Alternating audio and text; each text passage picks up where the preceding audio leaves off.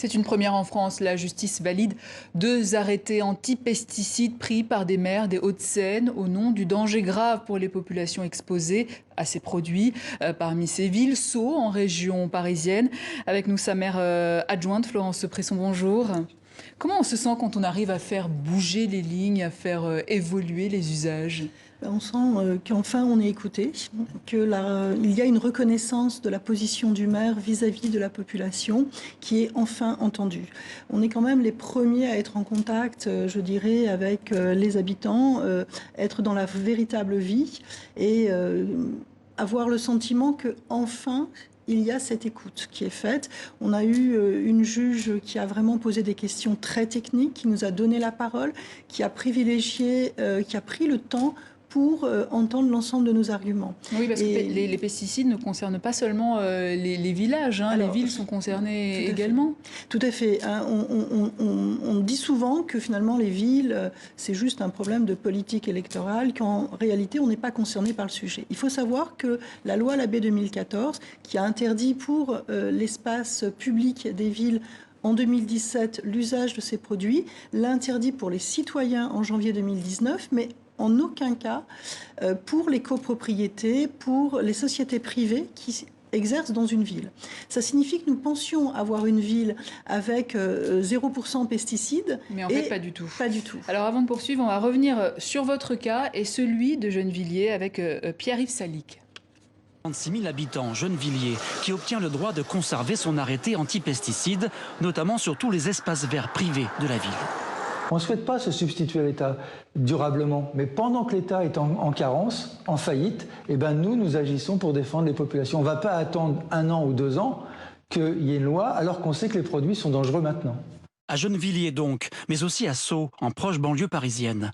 Le maire ne souhaite plus de pesticides sur les voies du RER qui traversent sa ville. En mai dernier, son arrêté vise aussi les jardins de copropriété, tout proches de l'espace public. On avait aussi des syndics de copropriété qui continuaient à utiliser ces produits, y compris à proximité immédiate de cours d'école. Donc oui, bien sûr, il y a un danger en tout cas. Est-ce une compétence du maire ou de l'État? La justice vient de pencher pour le maire. Le maire de cette commune a pu à bon droit considérer que les habitants de celle-ci étaient exposés à un danger grave, justifiant qu'ils prescrivent les mesures contestées. Cette notion de principe de précaution face à un danger trouve un certain écho dans la population.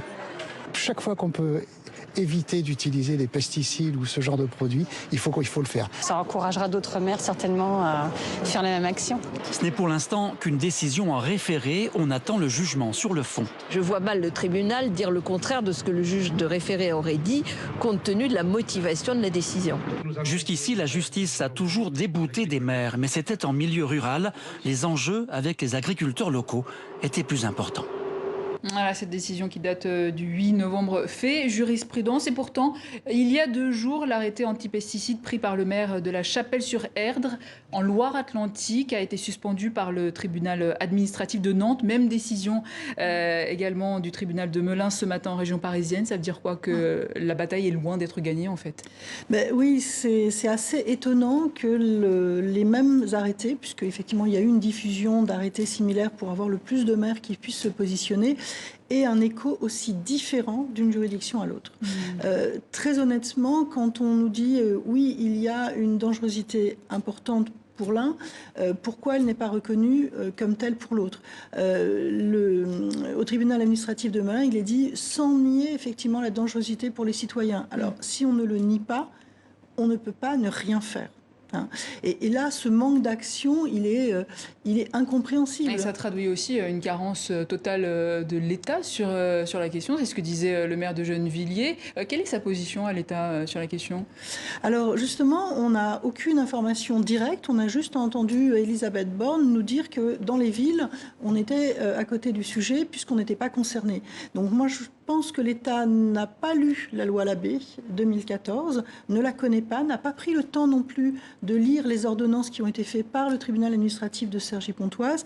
Et après, ce qui est un peu étonnant sur Melun, c'est qu'ils ont eu leur instance peut-être 15 jours, 3 semaines avant nous. Ils n'ont eu la décision du juge en référé que hier soir. Donc c'est assez étonnant. Et l'État devrait trancher d'ici janvier, normalement, sur Oui, la question c'est ça. des pesticides. Ouais, et j'imagine que les lobbies vont jouer des coudes aussi. Sans doute. Sans doute. Comme d'habitude. Mais la santé des citoyens, c'est quand même la priorité. Évidemment. Le maire de Languet, justement, qui a été le premier à avoir pris un arrêté antipesticide, a déclaré qu'on se dirige vers un scandale sanitaire pire que le Mediator. Vous êtes d'accord ? Complètement. Complètement. Et là, il y a un problème de casting. Sur le Mediator, on ne montre pas du doigt le pharmacien ou le médecin. On parle du laboratoire. Pour nous, c'est la même chose. Les pesticides, on ne doit pas montrer du doigt un agriculteur ou une copropriété ou quoi que ce soit. C'est réellement le souci de ce produit, des laboratoires et du lobbying qui est fait autour de ces produits qui sont à mettre en cause. Mais vous vous basez sur quoi pour avancer ces arguments? Est-ce qu'il y a des études concrètes? Je vais faire la même chose que l'État. Je vais me référer à l'ANSES. Il y avait une saisine en 2019, SA 0020, qui dit, voilà, entre le 28 janvier et le 4 juin 2019, on nous demande de rendre des décisions. Premièrement, ça ne peut être qu'un avis temporaire parce que la véritable étude scientifique est en cours et elle ne sera terminée qu'en 2021. Ils reconnaissent qu'il y a un problème de méthodologie et d'évaluation. On n'a pas la possibilité de voir le cumul finalement dans le corps humain de l'ensemble de ces produits et que par exemple les mesures d'inhalation n'ont pas été prises en compte. Alors on a un arrêté, on a une saisine qui est faite de l'ANSES, on ne peut pas se référer à cela.